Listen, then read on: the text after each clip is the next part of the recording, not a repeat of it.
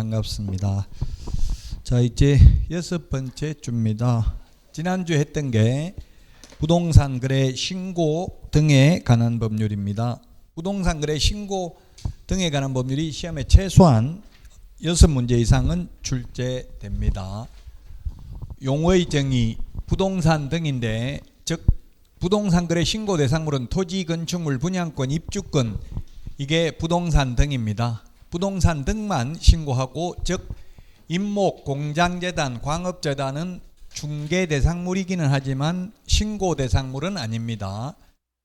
자, 그 다음에 신고, 부동산 거래 신고, 해제 신고, 주택임대차 신고, 주택임대차 변경 신고 모두 30일 이내에 해야 됩니다. 부동산 거래 신고 등에 관한 법률에 3천만 원 이하의 가태료, 오늘 3천만 원 이하의 가태료가 암기 프린트 51번 맨 밑에 보면 세 가지가 있죠. 3천만 원 이하의 가태료, 거짓 신고하면 최대 10% 이하 500만 원 이하의 가태료 있고요.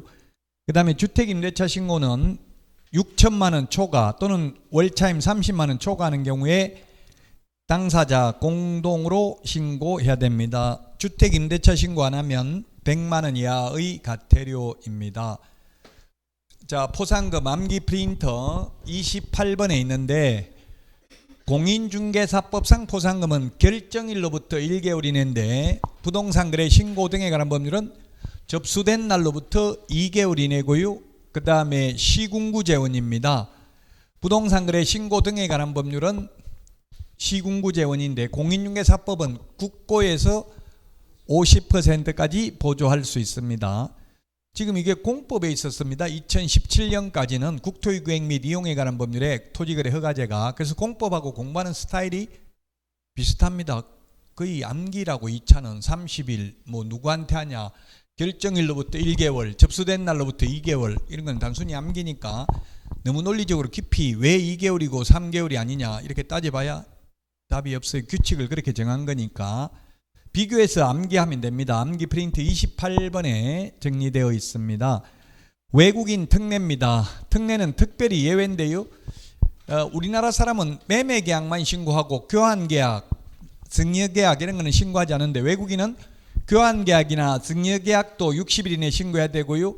계약 이외의 원인, 상속, 경매, 신축, 정축, 개축, 재축 6개월 이내에 신고해야 되고요. 자, 그 다음에 매매계약은 외국인이든 우리나라 사람이든 모두 30일입니다. 매매는 특례가 적용되지 않습니다. 암기 프린터 27번 군문천생야, 이게 안 밖에 있으면 옛날 프린트입니다. 27번이 개정됐죠. 군사기지 및 군사시설보호구역. 2번 문화유산 보존 및 활용에 관한 법률. 옛날에는 문화유산 보존 및 활용에 관한 법률이 문화재보호법이었습니다. 옛날에 문화유산의 보존 및 활용에 관한 법률에 따른 지정문화유산, 그 다음에 자연유산의 보존 및 활용에 관한 법률에 따라 지정된 천년기념물, 천년기념물까지 나와 있어야 되는데 명성지, 명성이 나와 있으면 그건 옛날 프린트입니다. 천년기념물, 그 다음에 자연환경보존법에 의한 생태경관보존지역, 야생생물 특별보호구역에서는 미리 허가받아야 된다. 이것도 시험에 많이 나왔죠. 15일 이내에 허가 또는 불허가 처분을 하여야 합니다. 15일 이내입니다. 허가 또는 불허가 처분이 15일 이내다. 다만 군사기지 및 군사시설 보호구역은 30일 이내에 허가 또는 불허가 처분을 하면 됩니다. 자, 토지거래 허가구역 지정권자는 국토부 장관 또는 시도지사고요. 도시계획위원회 심의를 거쳐야 되고 5년 범위 내에서만 지정할 수 있습니다. 허가구역 안에서 일정 기준 면적을 초과하는 소유권 지상권에 관한 유상계약이나 예약이다. 암기 프린터 32번에 그 기준 면적이 주거 미지정 60, 공업 상업 150, 녹지 200, 기타 250, 농지 500, 임야 1000제곱미터 초과면 허가받고 이하면 허가 안 받는다. 암기 프린터 32번에 있죠. 숫자 계속 암기하고 잊어먹고 암기하고 잊어먹고 거듭되는 고통을 받아야 됩니다. 자, 그 다음에 여기도 역시 15일 이내 허가 또는 불허가 처분해야 되고요. 그 다음에 허가받은 목적대로 사용해야 되는 게 주거, 복지, 편의시설 2년, 사업용 4년, 사업용이니까 4년, 사업용이니까 4년, 현상보존 5년.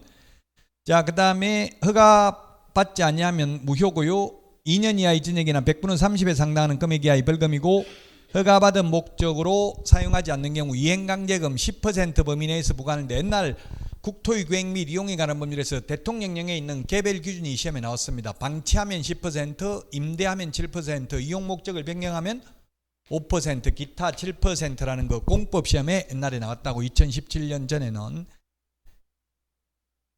자, 오늘 할 내용은 시험에 나올 만한 게 확인 설명서 서식 비교하는 것, 분묘기지권, 장사 등에 관한 법률, 농지법, 주택임대차보호법 이렇게 시험에 그 다음에 부동산 실권리자 명의등기에 관한 법률까지. 가장 중요한 게 주택임대차보호법, 부동산 실명법, 이건 민법에 반드시 나옵니다. 민사특별법에 각각 한 문제씩, 전자계약까지 이런 내용들을 하도록 하겠습니다. 자, 중개대상물 조사 확인해야 되는 거, 이건 법령에서 앞에 했습니다. 기권, 예공, 상태, 환지세, 암기프린트 6번.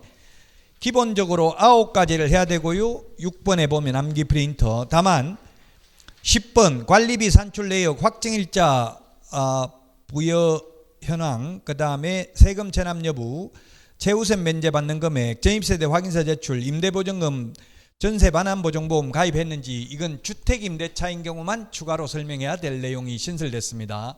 올해 7월부터 이게 확인설명서 서식이 바뀝니다. 이제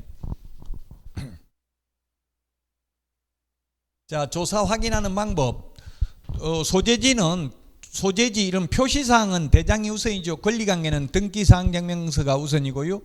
그래서 소재지가 뭡니까? 무슨 리, 동에다가 지번까지를 소재지라고 하죠.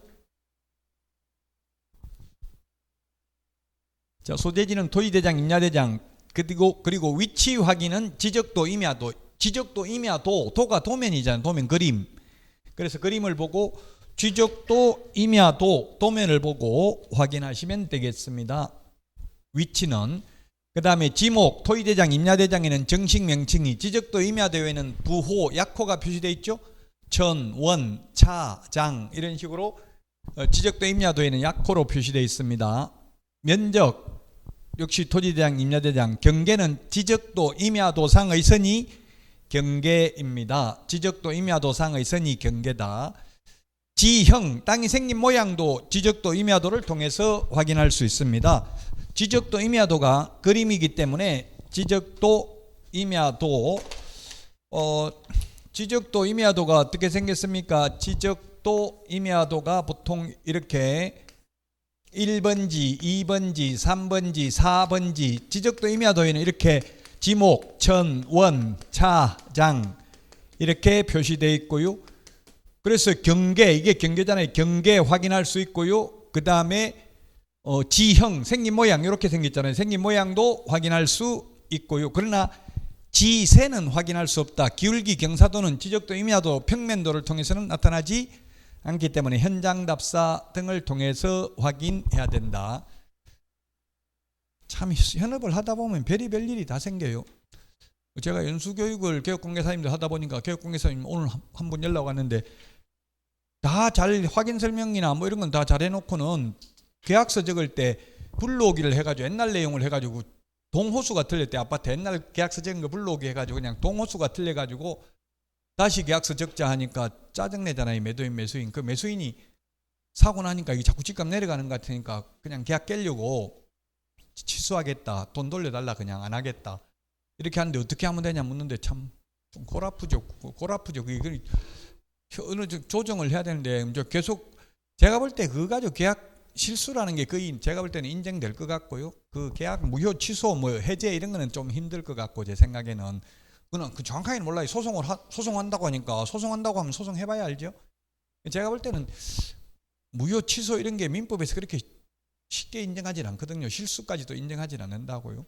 착오로 인한 취소 이런 것도 그는 뭐 동호수 이게 다 문자 보내고 이런 거는 정상적으로 보냈대. 근데 700 뭐 몇 톤데 엉뚱한 걸 적었다고 하던데 어쨌든 계약서 잘못 적으면 어떻게 돼요? 임의적 취소 안 되면 업무정지는 될 수 있겠죠. 제가 볼 때 업무정지 한 3개월 정도는 받을 수도 있어. 이제 민원 넣으면 손님이 그 이제 골아파요. 자기들이 마음 변심해가지고 계약 안 하려면 다 그걸 교육공개사 핑계 댄다고 너 때문에 계약 안 하겠다 이러면 골아프죠. 중개보수 받기도 쉽지가 않고 현실적으로는. 자, 그 다음에 건축물의 경우 건축물 대장을 통해서 소재지, 면적, 구조, 건축용도, 용도를 확인하는데 시험에 건축물 대장을 통해서 확인할 수 없는 것, 방향, 남향인지 모르고요. 그 다음에 건축 설비, 외형, 노후 상태 이런 것들은 이 건축물 대장을 통해서 확인할 수 없고 현장 답사 등을 통해서 확인해야 됩니다. 자, 그 다음에 분묘기지권인데요. 분묘기지권은 지상권에 유사한 관습법상 물권이고 분묘기지권이 인정되려면은 그 분묘기지권이나 나무 땅에다 묘를 설치해놔도 그 나무 땅을 분묘기지권이 성립되어 있다면 영구무한히 사용할 수 있는 힘이 분묘기지권입니다. 권이라는 게 권리죠, 권리. 사용할 수 있는 권리. 그래서 봉분이 있어야 된다. 평장, 암장은 안 된다. 봉분이라는 게 뭐예요? 봉분. 이렇게 묘가 있으면 그림을 이렇게 블루각이 올라와 있는 게 봉분이죠. 봉분. 이 봉분입니다. 그래서 평장이 뭐예요? 평평하게 묻어놓은 거. 암매장 해놓은 거 밑으로 푹 파고 묻어놓은 경우.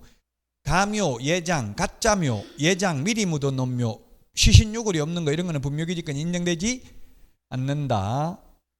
평장, 대표적으로 평장되어 있는 게 노무현 전 대통령 묘는 평장이더라고요. 노무현 전 대통령 묘 가보니까 그냥 인공바위가 아니라 그냥 자연석 너럭바위, 평평한 바위를 그냥 하나 놔놨어요. 그 밑에 골분, 뼈의 가루를 묻어놨겠죠. 그게 평장이에요. 그래서 보수단체에서 노무현 전 대통령 묘 분묘기지권 인정 안 되니까 이제 15년 지났으니까 파내라 이렇게 민원 넣고 했어요. 근데 안 되는 게 보건복지부령으로 보존묘지로 지정돼 있어요. 그 유명인사, 시인이나 이런 사람들은 보존묘지로 지정하면 장사 등에 관한 법률 적용되는 게 아니라 영구무한히 존속돼요.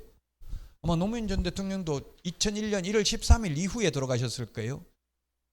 그 전에 사망하신 분들은 분묘기지권 인정되지만 그 이후에 돌아가신 분들은 분묘기지권 인정 안 되죠. 시효취득은 안 돼요. 근데 보존묘지로 지정돼 있어서 영구무한히 존속될 수 있고요. 국립묘지 이런 것들은 장사 등에 관한 법률 적용 안 되잖아요. 뭐 예를 들면 30년 최대한 60년밖에 매장 안 된다 이런 거 적용 안 된다고. 국립묘지는 영구무한히 존속돼요. 국립묘지는 국립묘지 설치 등에 관한 법률을 적용받습니다. 자, 그럼 분묘기지권 인정되려면 세 가지 중에 하나는 돼야 된다. 나무 땅에다가 주인 동의받고 묘를 설치했으면 주인이 묘 설치하라고 했다가 마음 바뀌어가지고 내일 당장 이장해라. 그건 안 된다고요. 한번 설치하라고 했으면 30년 영구무한히 존속됩니다. 옛날에 분묘기지권 인정되는 경우 영구무한히 존속된다. 그리고 주인 동의 안 받고 설치했다 하더라도 무단으로 설치했다 하더라도 20년간 평온공연하게 점유하고 봉제사하면 시효취득을 합니다. 이때 시효취득은 토지 소유권을 시효취득하는 게 아니라 분묘기지권을 시효취득한다고요. 자주점유가 아니고 타주점유입니다. 그래서 토지 소유권을 시효취득하는 건 아닙니다. 시효취득의 대상은 종손이고요. 분묘 이전 특약 없이 토지를 처분한 경우에는 그 분묘기지권이 성립한 때부터 지료를 지급해야 됩니다. 현실적으로 분묘 이전 특약 없이 매매하는 경우는 없을 것입니다. 개업공개사님들이 반드시 특약에 넣어야 돼요. 묘 이장할 건지 안 할 건지. 그러면 대표적인 여기에 해당되는 게 뭐냐면 경매로 낙찰받는 경우입니다. 경매로 낙찰받으면 거기 묘 주인이 예 제가 이장하겠습니다 이런 말 한 사람 한 명도 없죠. 그러면 이제 낙찰받고 나면 그때부터 지료 계산해가지고 받으면 된다고요. 그 지료 안 주려면은 뭐 이장해야 되겠죠. 자, 그 다음에 시효취득의 경우에는 청구한 때부터, 이게 시험에 나왔어요. 요거 3번은 성립한 때부터 지료 지급인데 시효취득은 청구한 때부터 지료를 지급한다는 거 두 개 구분하는 거 시험에 나왔고요. 영구무한히 존속된다. 자주점유는 아니고 타주점유다. 분묘기지권의 효력이 미치는 범위는 개별적으로 판단해야 된다. 그래서 이걸 옆에서 본 모습이고요. 하늘에서 보면 분묘기지가 어떻게 돼 있어요? 이렇게 봉분이 있고요. 동그랗게 앞에 상석이 있고요. 옆에 비석이 있고 뒤에 반달 모양으로 둔덕을 조성해 둔 것을 사성이라고 합니다. 약간 물루가게 묘 뒤에 해놨죠. 그 사성까지 분묘기지권의 효력이 미친다 미친다? 판례는 반드시 미치는 것은 아니다 이렇게 돼 있어요. 그 말은 미칠 수도 있고 안 미칠 수도 있고 이 뜻입니다. 개별적으로 판단해야 된다고요. 무조건 미친다 이렇게 말할 수는 없어요. 개별적으로 사회 통념상 판단해야 돼요. 사회 통념상이라는 말은 사실상 그 시대 상황을 반영하는 거니까 판사가 판단해야 되겠죠. 사회 통념상 개인끼리 싸우면 소송할 수밖에 없어요. 새로운 분묘를 신설할 권능은 분묘기지권에 포함되지 않고요. 쌍분 형태로 합장을 하거나 단분 형태로 합장을 하는 것도 허용되지 않는다. 남편이 먼저 분묘기지권이 인정되는데 부인묘를 여기 하나 더 합장, 쌍분 형태로 합장하거나 또는 단분 형태로 합장하는 거 허용되지 않는다. 쌍분은 봉분이 2개 있는 게 쌍분이고 단분은 봉분이 하나 있는 게 단분이죠. 저기 팔당댐에 가보면 다산 정약용 선생은 여기에 봉분은 하나인데 관은 2개 들어가 있어요. 그걸 어떻게 할 수 있어요? 그 비석에 보면 누구 지묘 이름이 여러 명 돼 있어요. 저도 옛날에 제사 지낼 때 어릴 때 4명 적혀 있더라고. 정조 할아버지가 4명. 그래서 저 할아버지는 왜 이렇게 여자가 많은데요? 제가 이렇게 물었다더라고. 4살 때. 그러니까 아버지가 깜짝 놀래가지고 이거 어떻게 알았노? 이렇게 하더라고. 보니까 이름이 4명 적혀 있더라고. 여자 3명 적혀 있어요. 그 제가 3번째 할머니 자손이래. 지금 같으면 못 태어났겠죠? 3번째까지 얻도록 나누지를 않을 거 아니에요. 지금은. 저는 지금 어머니한테서도 제가 8번째예요. 지금 같으면 못 태어나서 옛날이니까 태어났지. 자, 형제간이 9명인데. 자, 그 다음에 2001년 1월 13일 전에 설치된 분묘에 대해서는 1995년도 설치된 묘가 시험에 3번 나왔어요. 이게 1995년도에 설치됐다면 2001년 장사 등에 관한 법률이 시행될 당시에는 20년 지나지 않았지만 지금 현재 20년 지났다면 분묘기지권 시효취득을 한다는 게 판례의 입장입니다. 이거는 법조문은 없습니다. 분묘기지권은 전부 판례입니다. 그 판례가 반드시 진리에 부합하는 것만은 아닙니다. 판례는 변경될 수 있잖아요. 시대 상황이 바뀌면. 제가 볼 때는 언젠가는 앞으로 이게 분묘기지권을 인정 저는 안 해야 된다고 봅니다. 개인적으로. 옛날에는 뭐 땅 가격이 싸고 이러니까 나무 땅에다 그냥 설치해도 되지만 지금은 땅 가격이 비싸니까 좀 많은 충돌이 일어나고 있어요. 자, 이제 2001년 1월 13일부터 시행되는 장사 등에 관한 법률입니다. 매장이란 시신이나 유골을 땅에 묻어서 장사하는 것이다. 유골은 죽은 사람 뼈가 유골입니다. 시험에 나온 적은 없어서 말씀을 안 드렸는데 법에 보면은 사람이 사망을 한 때에는 24시간이 지나기 전에는 매장하지 못한다 이렇게 되어 있어요. 죽자마자 갖다 매장해버리면 살인사건 나도 모를 수 있잖아요. 그래서 어릴 때 가만히 보니까 돌아가신 거 제가 할머니 할아버지는 못 봤는데 할머니 돌아가실 때 보니까 하루 있다가 입간하더라고. 24시간 지나고 나서. 그래서 살아나는 사람도 많았다고요. 근데 저는 어머니 돌아가시자마자 바로 병원에서 그냥 냉동실을 넣어버리더라고요. 그럼 다시는 살아날 수 없어요. 요즘은 못 살아나요. 그래서 아예 바로 병원에서 그냥 냉동을 해버리니까. 돌아가시는 거 딱 느낌이 오더라고. 제가 어머니 안고 있었는데 숨 끊어지는 걸 느끼겠더라고요. 그 느끼니까 옆에 있는 누가 목사님인가 누가 이제 돌아가셨 뭐 어디 뭐 하나님이 나라를 갔다더나 어디 뭐 하여튼 돌아가신 거 하는데 저도 딱 느끼겠더라고요.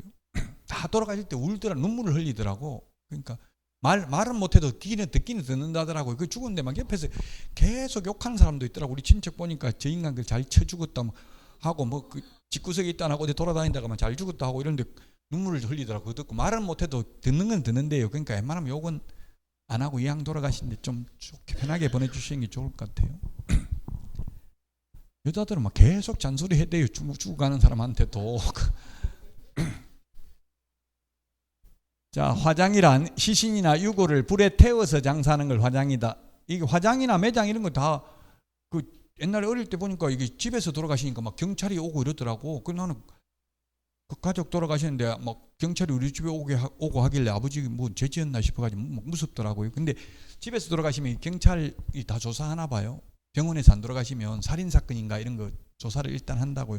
그래서 그냥 무조건 화장 매장 하는 게 아니라 의사의 사체검안서가 있어야 돼. 아니면 자연사 그냥 집에서 돌아가셨으면 인후보정 세워야 돼. 마을 주민들 자연사 했다는 거 확인서 받아야 돼요. 안 그러면 살인사건인지 모를 수도 있으니까. 자연장이란 화장한 유골의 골분을 수목, 화초, 잔디 등의 밑이나 주변에 묻어서 장사하는 걸 자연장. 옛날에 없다가 2001년도 여기 장사 등에 관한 법률 이후 생긴 제도고요. 지금도 바다에 강에다 뿌리면 된다 이런 말은 없습니다. 근데 영화 같은 거 보면 강 바다에 많이 뿌리고요. 바둑 선수 조치훈이라고 바둑 선수 있어요. 그분도 내가 돌아가시면 부산 앞바다에 뼈 일부를 뿌려달라 이렇게 하더라고요. 일본서 바둑 두던 사람 있잖아요. 자기 부인하고 애들은 다 일본으로 기화했대요. 자기는 근데 한국 국적을 끝까지 가지고 있었는 거예요. 일본에서는 한국 국적 가지고 있으면 투표권도 없어요. 일본은 시민권이 없기 때문에 영주권밖에 없기 때문에 거의 외국인이에요. 외국인. 제일동포는. 근데도 끝까지 한국 국적을 유지했다 하더라고요. 개장, 옮기는 걸 개장입니다. 그래서 화장, 개장 미리 신고해야 됩니다. 미리. 매장은 4후 30일 이내 신고하고요. 봉안이란 유골을 봉안시설에 안치하는 것, 옛날 낙골당이라고 불렀어요. 지금 봉안, 낙골을 봉안이라고 합니다. 낙골은 일본식 한자, 봉안은 한국식 한자랍니다. 분묘란 시신이나 유골을 매장하는 시설을 분묘라 한다. 묘지란 분묘를 설치하는 구역을 말한다. 묘지가 넓어요, 분묘가 넓어요. 그러면 공동묘지, 가족묘지 하면 여러 개의 분묘가 들어갈 수 있는 게 묘지입니다. 자, 장사 등에 관한 법률입니다. 장사 등에 관한 법률에 보면 분묘 설치 기간 30년입니다. 한 번 연장할 수 있습니다. 그럼 최장 60년밖에 안 됩니다. 60년 끝나고 나면 1년 안에 시설물을 철거해야 됩니다. 철거 안 하면 어떻게 되는지 시험에 안 나왔기 때문에 말씀을 안 드렸는데 1년에 2회 범위 내에서 500만 원씩 2회 범위 내에서 이행강제금을 부과할 수 있습니다. 계속해서. 근데 이건 언제부터 시행되기? 2001년도 시행됐으니까 2061년 이후나 부과되겠죠. 아직 한 번도 부과된 사례가 없습니다. 아마 저는 이때까지는 살기는 좀 힘들 것 같아요. 그래서 걱정 안 해도 된다고요. 그 시험에도 나온 적도 없습니다. 자, 그 다음에 개인묘지는 30제곱미터를 초과할 수 없습니다. 그리고 공설, 가족, 종중, 문중, 법인묘지 안의 분묘 일기 및 땅의 분묘의 상석, 비석 등 시설물 설치구역 면적은 10제곱미터, 합장은 15제곱미터, 15제곱미터인데 시험에 합장은 20제곱미터 X로 출제됐습니다. 15제곱미터입니다. 자, 그러면 가족묘지가 얼마예요? 가족묘지가 100제곱미터죠?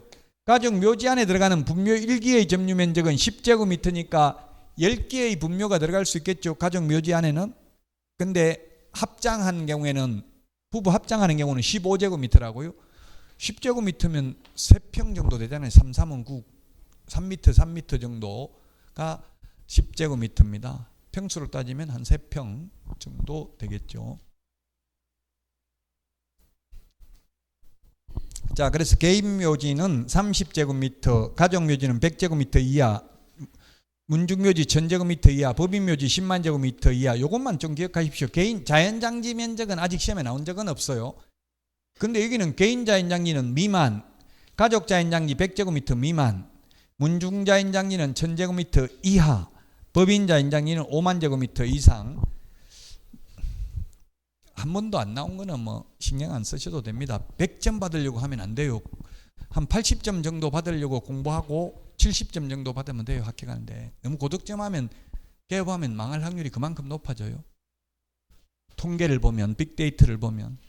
자, 신고가 사전신고, 사후신고, 사전허가 이걸 좀 구분해서 기억을 하는 게 좋습니다.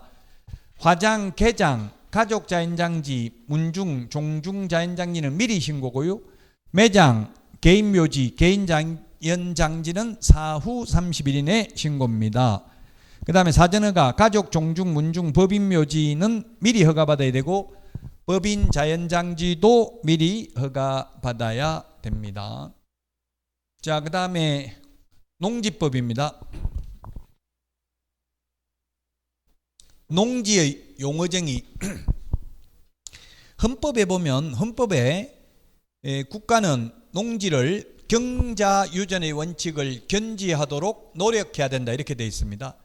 경자유전이라는 것은 바깥 농사 지을 사람만 농지를 소유하도록 해야 되고 소작농을 금지한다는 이야기입니다. 왜냐하면 조선시대 때 일제시대 때까지는 완전히 그 지주들이 수탈을 해갔거든요. 제가 어릴 때만 해도 농사 지으면 50%를 땅 주인한테 줬어요. 그래서 이런 법이 헌법에도 규정되고 농지법이 생겼는데 제가 볼 때 지금은 헌법을 바꿔야 돼요. 저도 논을 상속받아가지고 세를 주려고 하니까 농사 지을 사람 아무도 없더라고요. 공짜로 지으라고 해도 안 지으려고 그래. 공짜로 지으면은 그 농지 직불금이라고 있어요. 그것까지도 세입자가 받아가요. 농사 짓는 사람이 받는 거죠. 그래야 겨우 지어요. 한 푼도 안 받고 그냥 농지 직불금까지 받아가도록 해줘야 겨우 농사 지을까 말까예요. 그러니까 이제는 좀 바꿔야 되겠죠. 뭐 2천 살아도 서울에 있는 아파트는 살 수 있잖아요. 투기를 하든 투자를 하든. 농지는 안 된다고요. 농사 안 지으면서 남한테 농사 짓게 하는 게 원칙은 안 된다고요. 그러다 보니까 지금 농지 거래가 거의 안 된대요. 요즘 너무 이걸 엄격하게 적용을 하다 보니까 LH 직원 광명시형 신도시 투기 사건 때문에 좀 규제가 더 강화됐습니다. 법이 바뀌어가지고. 자, 농지는 지목이 전답 과수원이면 무조건 농지입니다. 이것도 문제예요. 그리고 또 전답 과수원이 아니더라도 실제 3년 이상 농작물 경작지로 이용되면 농지입니다. 그래서 예를 들면 시골 집에 집터에 지목이 된데 사람 안 살면 금방 집이 무너지죠. 거기다 배추, 무 심어놨습니다. 3년 동안. 그럼 거기 다시 집 지으려면 농지이기 때문에 농지를 대지로 바꾸려면 농지 전용 부담금, 농지 보전 부담금 30% 내야 돼요. 개별 공시지가 곱하기 그 면적 해가지고 그럼 돈이 들어간다고요. 거의 30% 가까이. 통작거리라는 건 출퇴근하면서 농사 지을 수 있는 거리는 폐지됐습니다. 이론적으로는. 다만 허가구역 안에서는 아직도 30km 있습니다. 옛날에는 20km였는데 지금 30km 통작 출퇴근하면서 농사 지을 수 있는 거리가 허가구역만 있다고요. 허가구역 아닌 데는 거리 제한 없습니다. 거리 제한 없다고 여기 김해평야에 있는 논을 살 수는 있는데 이론적으로는 현실적으로는 거의 불가능해요. 그렇게 만약 주소 안 옮기고 사면 그 공무원이 어떻게 농사 지을 건데요? 내가 왔다 갔다 하면서 지을겠다. 그러면 감시 감독 대상이 되겠죠. 모니터링 대상이 되겠죠. 보겠죠. 농사 짓는지 안 짓는지. 안 지으면 농지 처분 명령하고요. 그래도 처분 안 하면 6개월 이내에 처분하라고 처분 명령을 하게 되겠죠. 처분 의무 기간 1년 주고. 자, 농업인 이게 왜 중요하냐면 농업인으로 인정받으면 그 농어촌 특별세 받은 거 가지고 많은 혜택을 주죠. 농가주택은 어디든지 지을 수도 있죠. 농가주택은 농업진흥지역 안에도 지을 수 있습니다. 농업인은. 근데 도시사람은 못 지어요. 농지 전용 허가 이런 거 받아야 되잖아요. 근데 농업인은 가능하다고요. 그래서 농업인 인지가 중요하고, 그럼 여러분들도 기농하자 기촌하자 하면은 당신 가서 먼저 농업인 인정받으면 따라갈게 이렇게 해놓고 안 따라가면 돼요. 저는 와이프가 죽어도 안 따라간다. 너 혼자 가서 농사 지어가지고 보내라. 그냥 무, 배추 이런 거나 보내고 자기는 여기서 먹을 테니까. 절대 안 간다고 그러더라고. 1000제곱미터 이상 농지에서 1년에 90일 이상 농업에 종사하는 자 농업인이고요. 330제곱미터 이상 온실, 버섯재배사, 비닐하우스 경작 재배하는 경우 농업인이고, 여기는 안 적었는데 곤충사육사의 경우에는 165제곱미터입니다. 165제곱미터면 50평이 앞으로 가장 고소득 농작물이 뭐라고요? 곤충사육사. 곤충이 미래의 식량이잖아요. 곤충사육사가 165제곱미터만 되면 농업인으로 인정받아요. 비닐하우스 이런 거는 330제곱미터 100평은 돼야 되고요. 비닐하우스도 농업인 농사지가니 먹고 살려면 비닐하우스도 100평은 돼야 된다고요. 고소득 농작물이라 하더라도. 제가 옛날에 농사 지을 때 농사 지어가지고 돈 남는 건 하나도 없더라고요. 비료값하고 뭐하고 다 빼고 나니까 적자더라고요. 저도 집 옆에 그 텃밭 해봤는데 조금 하니까 적자더라고. 비료 사고 뭐 사고 그 220만 원치 해가지고 오히려 사 먹으면 220만 원치 사 먹으면 더 많을 텐데 오히려 손해보고 누가 신고해가지고 가태료만 냈어요. 내 땅도 아닌데 그냥 막 산에다가 짓다가 다른 사람 하길래 따라서 했더니만 그 차 대놓고 하니까 차 넘버 보고 누가 신고한 거예요. 그 차 해가지고 바로 가태료 날라왔더라고요. 그 개발제한구역에서 3년 이하의 징역이나 3천만 원 이하의 벌금에 처합니다. 개발지원구역에서는 경작 이런 거 못하죠. 3년 이하의 징역이나 3천만 원 이하의 벌금이에요. 개발제한구역에서 하면. 대가축 2두, 큰 소 2마리, 중가축 돼지 10마리, 소가축 100두, 가금, 꿩 같은 거 1000마리, 꿀벌 10군 이상을 사용하거나 1년에 120일 이상 축산업에 종사하는 자, 농산물 연간 판매액이 옛날에 100만 원이었는데 지금 120만 원으로 바뀌었습니다. 120만 원 이상인 자. 요거는 공법 시험에 나올 수 있을 겁니다. 공인중개사법에 아직 농업인의 용어정의가 나오지는 않았습니다. 자, 그다음에 소유상한 요거는 시험에 공인중개사법에 많이 출제됐습니다.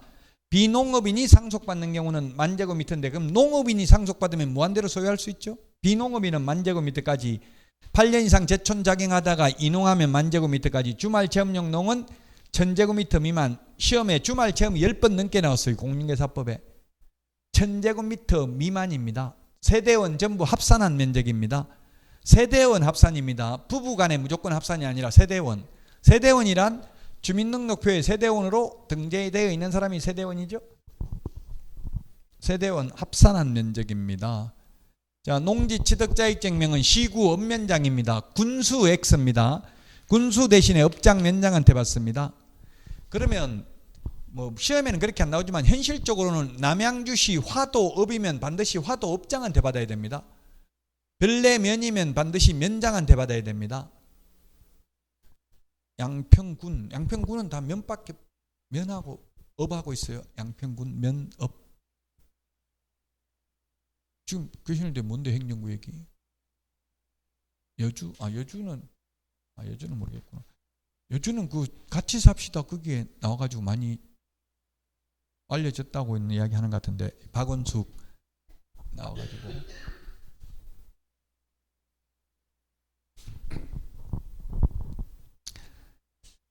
자, 시구 업면장입니다. 업면장, 군수 X. 이 공법의 판례가 시험에 나오면 오직 이거 하나밖에 없습니다. 나온다면, 공법 판례가 나온다면. 즉 판례가 농지취득자익증명은 법률행위 효력요건은 아니고 소유권 이전 등기할 때 첨부해야 될 서류다. 따라서 농지취득자익증명 못 받았다고 당연히 매매계약이 무효가 되는 것은 아니다라는 게 판례의 입장입니다.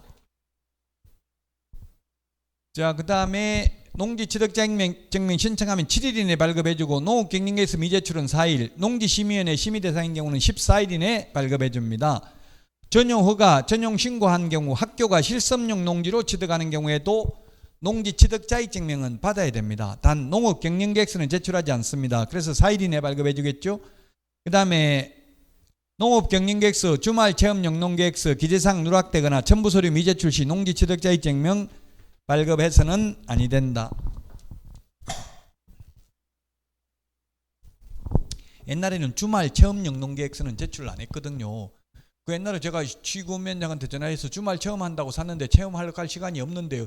어떻게 할까요? 그럼 다음 주에 가세요 하니까, 다음 주도 시간 없는데요. 그럼 그 다음 주에 가세요. 그 다음 주에도 시간 없는데요. 그러니까 네 맘대로 하세요. 그러면 이랬더라고. 옛날에는 신경 안 쓰고 조사도 안 했다는 이야기예요. 근데 이제 이 LH 직원 투기 사건 때문에 요즘은 주말 체험용 농도 원래 안 하면 처분해야 됩니다. 원칙적으로, 이론적으로는 체험을 해야 된다는 이야기입니다. 그러나 현실적으로 나와 조사하진 않죠.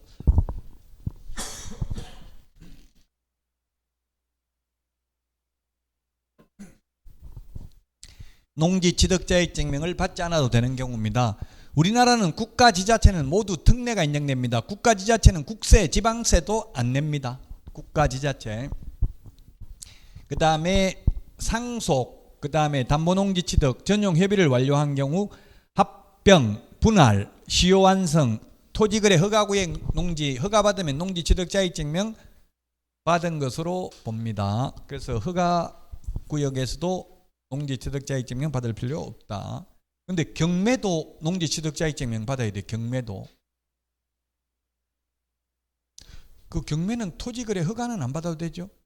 좀 웃겨요. 그러면 약간 모순이잖아요. 경매는 토지거래 허가는 안 받아도 된다고요? 근데 농지취득자익증명은 또 받아야 돼요. 경매도. 자, 농지임대차는 원칙은 안 됩니다. 임대차. 주인이 직접 지어야 된다고 예외적으로 되는데, 서명계약을 원칙으로 하고 시구 업면장 확인을 받고 농지를 인도받으면 그 다음 날부터 대항력이 생긴다. 그리고 최단기 존속기간 3년이고 단연생 식물 5년 이상이고요. 그 다음에 법정갱신은 임대인이 3개월 전까지 갱신거절을 통지 않으면 법정갱신, 자동연장, 묵시적 갱신. 주택은 3개월이 아니라 6개월 전부터 2개월 전까지, 상가는 6개월 전부터 1개월 전까지 갱신거절 통지 안 하면 묵시적 갱신되죠. 원래 위탁 경영이 안 되고 주인이 직접 농사 지어야 되는데 예외적으로 위탁 경영되는 게 3개월 이상 국외 여행 중인 경우, 부상으로 3개월 이상 치료가 필요한 경우, 임신 중이거나 분만 후 6개월 미만인 경우, 5년 이상 60세 이상으로서 5년 이상 농업 경영에 종사한 자의 경우 농지를 임대 무상 사용하게 할 수 있다. 예외적으로 원칙은 주인이 직접 농사 지어야 된다. 농사 안 지으면 적발되면 1년 안에 세대원이 아닌 자에게 처분해야 된다. 이 1년 안에 처분 안 하면 처분 명령을 하고 처분 명령 받고 6개월 내에 처분해야 된다. 6개월 내에 처분할 수가 없으면 한국농어촌공사에 매수 청구할 수 있고요. 한국농어촌공사는 공시지가를 기준으로 매수할 수 있고 실거래가가 공시지가보다 낮으면 실거래 가격으로 매수하게 할 수 있다. 항상 국가 공공기관의 경우 낮은 금액이 있으면 낮은 금액으로 매수해야 됩니다. 리베이트를 지급할 개연성이 있기 때문에. 이행강제금입니다. 감정가격 또는 개별 공시지가, 표준지 공시지가 중에서 더 높은 가격의 100분의 25를 1년에 한 번씩 부과합니다. 매년 1회 부과하고요. 이행을 했을 경우 새로운 이행강제금 부과는 즉시 중지하고 이미 부과된 이행강제금은 징수해야 됩니다. 그리고 30일 이내에 시장군수구청장에 이의 가능하다. 이 30일이 암기 프린트 35번에 동그라미 8번에 있습니다. 35번에 동그라미 8번에 있습니다. 1월은 암기 프린트 45번에 4, 5, 6, 7, 8 4, 5, 6, 7, 8 5개가 1개월이 있는데 오직 이행강제금 부과에 대한 이의신청은 30일입니다. 이행강제금 부과에 대한 이의신청은 30일입니다. 허가 또는 불허가 처분에 대한 이의신청은 1개월 이내죠. 자, 확인 설명서 서식 비교하는 것부터 쉬었다가 하도록 하겠습니다.